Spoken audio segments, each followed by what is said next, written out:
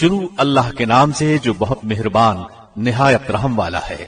یاسین، قسم ہے قرآن با حکمت کی کہ بے شک آپ پیغمبروں میں سے ہیں، سیدھے راستے پر ہیں۔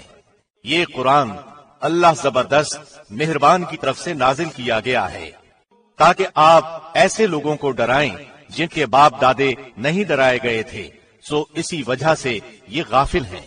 ان میں سے اکثر لوگوں پر بات ثابت ہو چکی ہے، سو یہ لوگ ایمان نہ لائیں گے۔ ہم نے ان کی گردنوں میں توق ڈال دیے ہیں، پھر وہ ٹھوڑیوں تک ہیں جس سے ان کے سر اوپر کو الٹ گئے ہیں، اور ہم نے ایک آڑ ان کے سامنے کر دی اور ایک آڑ ان کے پیچھے کر دی جس سے ہم نے ان کو ڈھانک دیا، وہ نہیں دیکھ سکتے۔ اور آپ ان کو ڈرائیں یا نہ ڈرائیں دونوں برابر ہیں، یہ ایمان نہیں لائیں گے۔ بس آپ تو صرف ایسے شخص کو ڈرا سکتے ہیں جو نصیحت پر چلے اور رحمان سے بن دیکھے ڈرے، سو آپ اس کو مغفرت اور باوقار اجر کی خوشخبریاں سنا دیجئے۔ بے شک ہم مردوں کو زندہ کریں گے اور ہم لکھتے جاتے ہیں وہ اعمال بھی جن کو لوگ آگے بھیجتے ہیں اور ان کے وہ اعمال بھی جن کو پیچھے چھوڑ جاتے ہیں، اور ہم نے ہر چیز کو ایک واضح کتاب میں ضبط کر رکھا ہے۔ اور آپ ان کے سامنے ایک مثال یعنی ایک بستی والوں کا قصہ بیان کیجئے، جبکہ اس بستی میں کئی رسول آئے۔ جب ہم نے ان کے پاس 2 کو بھیجا سو ان لوگوں نے اول دونوں کو جھٹلایا، پھر ہم نے تیسرے سے تائید کی سو ان تینوں نے کہا کہ ہم تمہارے پاس بھیجے گئے ہیں۔ ان لوگوں نے کہا کہ تم تو ہماری طرح معمولی آدمی ہو اور رحمان نے کوئی چیز نازل نہیں کی، تم نرا جھوٹ بولتے ہو۔ ان رسولوں نے کہا ہمارا پروردگار جانتا ہے کہ بے شک ہم تمہارے پاس بھیجے گئے ہیں اور ہمارے ذمے تو صرف واضح طور پر پہنچا دینا ہے۔ انہوں نے کہا کہ ہم تو تم کو منحوس سمجھتے ہیں، اگر تم باز نہ آئے تو ہم پتھروں سے تمہارا کام تمام کر دیں گے اور تم کو ہماری طرف سے سخت تکلیف پہنچے گی۔ ان رسولوں نے کہا کہ تمہاری نحوست تمہارے ساتھ ہی لگی ہوئی ہے، کیا اس کو نحوست سمجھتے ہو کہ تم کو نصیحت کی جائے، بلکہ تم حد سے نکل جانے والے لوگ ہو۔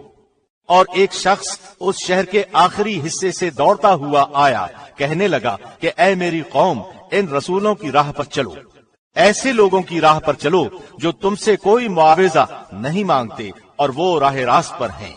اور مجھے کیا ہو گیا ہے کہ میں اس کی عبادت نہ کروں جس نے مجھے پیدا کیا، اور تم سب اسی کی طرف لوٹائے جاؤ گے۔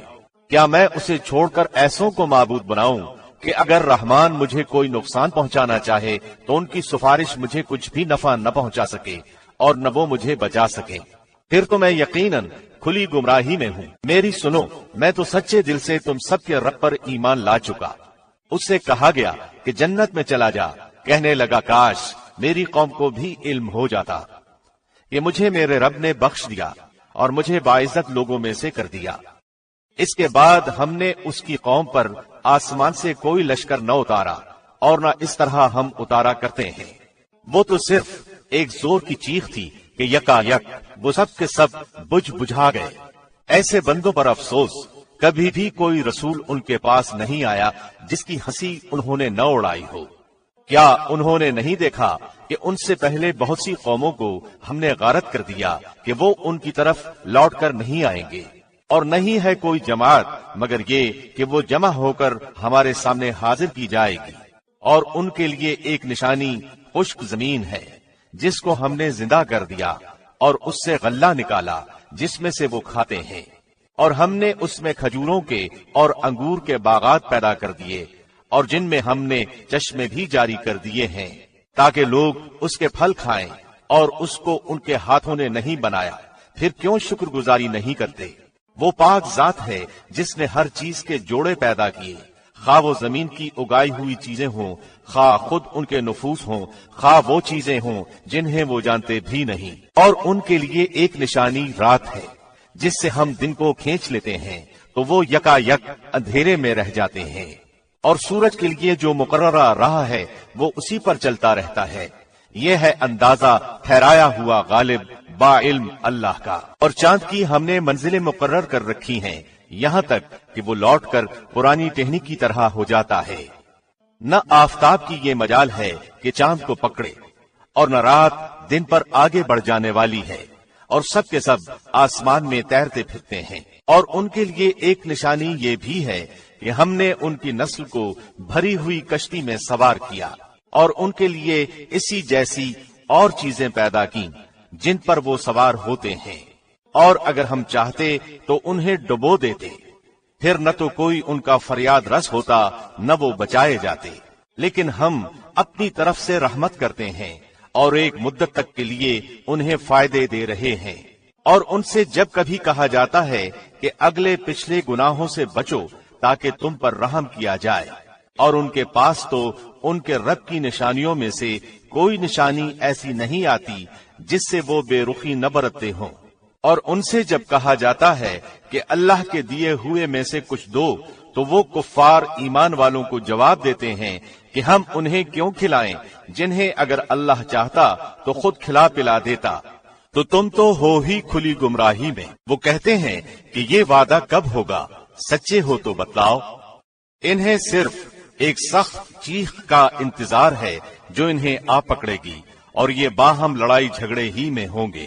اس وقت نہ تو یہ وصیت کر سکیں گے اور نہ اپنے اہل کی طرف لوٹ سکیں گے، تو سور کے پھونکے جاتے ہی سب کے سب اپنی قبروں سے اپنے پروردگار کی طرف تیز تیز چلنے لگیں گے، کہیں گے ہائے ہائے، ہمیں ہماری خوابگاہوں سے کس نے اٹھا دیا۔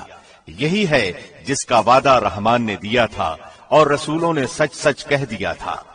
یہ نہیں ہے مگر ایک تند آواز کہ یکا یک سارے کے سارے جمع ہو کر ہمارے سامنے حاضر کر دیے جائیں گے۔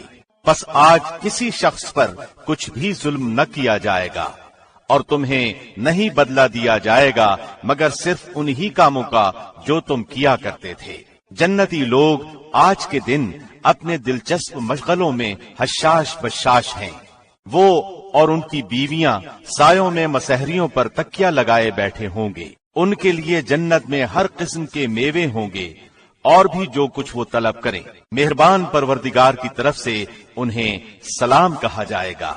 اے گنہگارو، آج تم الگ ہو جاؤ۔ اے اولاد آدم، کیا میں نے تم سے قول قرار نہیں لیا تھا کہ تم شیطان کی عبادت نہ کرنا؟ وہ تو تمہارا کھلا دشمن ہے، اور میری ہی عبادت کرنا سیدھی راہ یہی ہے۔ شیطان نے تو تم میں سے بہت ساری مخلوق کو بہکا دیا، کیا تم عقل نہیں رکھتے؟ یہی وہ دوزخ ہے جس کا تمہیں وعدہ دیا جاتا تھا۔ اپنے کفر کا بدلہ پانے کے لیے آج اس میں داخل ہو جاؤ۔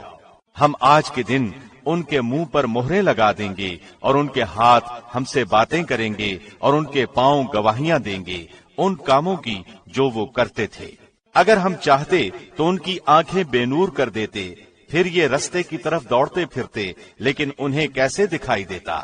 اور اگر ہم چاہتے تو ان کی جگہ ہی پر ان کی صورتیں مسخ کر دیتے، پھر نہ وہ چل پھر سکتے اور نہ لوٹ سکتے۔ اور جسے ہم بوڑھا کرتے ہیں اسے پیدائشی حالت کی طرف پھر الٹا کر دیتے ہیں، کیا پھر بھی وہ نہیں سمجھتے؟ نہ تو ہم نے اس پیغمبر کو شعر سکھائے اور نہ یہ اس کے لائق ہے، وہ تو صرف نصیحت اور واضح قرآن ہے، تاکہ وہ ہر اس شخص کو آگاہ کر دے جو زندہ ہے اور کافروں پر حجت ثابت ہو جائے۔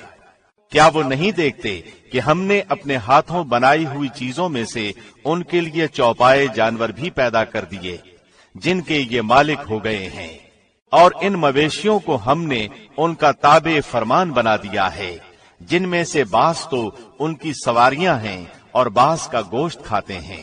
انہیں ان سے اور بھی بہت سے فائدے ہیں اور مشروبات، کیا پھر بھی یہ شکر ادا نہیں کریں گے؟ اور وہ اللہ کے سوا دوسروں کو معبود بناتے ہیں تاکہ وہ مدد کیے جائیں، حالانکہ ان میں ان کی مدد کی طاقت ہی نہیں، لیکن پھر بھی مشرکین ان کے لیے حاضر باش لشکر بنے ہوئے ہیں۔ پس آپ کو ان کی بات غمناک نہ کرے، ہم ان کی پوشیدہ اور علانیہ سب باتوں کو بخوبی جانتے ہیں۔ کیا انسان کو اتنا بھی معلوم نہیں کہ ہم نے اسے نطفے سے پیدا کیا ہے، پھر یکا یک وہ سری جھگڑالو بن بیٹھا، اور اس نے ہمارے لیے مثال بیان کی اور اپنی اصل پیدائش کو بھول گیا۔ کہنے لگا ان گلی سڑی ہڈیوں کو کون زندہ کر سکتا ہے؟ آپ جواب دیجئے کہ انہیں وہ زندہ کرے گا جس نے انہیں اول مرتبہ پیدا کیا ہے، جو सब तरह की पैदाइश का बखूबी जानने वाला है। वही जिसने तुम्हारे लिए सब्ज दरख्त से आग पैदा कर दी, जिससे तुम यकायक आग सुलगाते हो। जिसने आसमानों और जमीन को पैदा किया है, क्या वो इन जैसों के पैदा करने पर कादिर नहीं?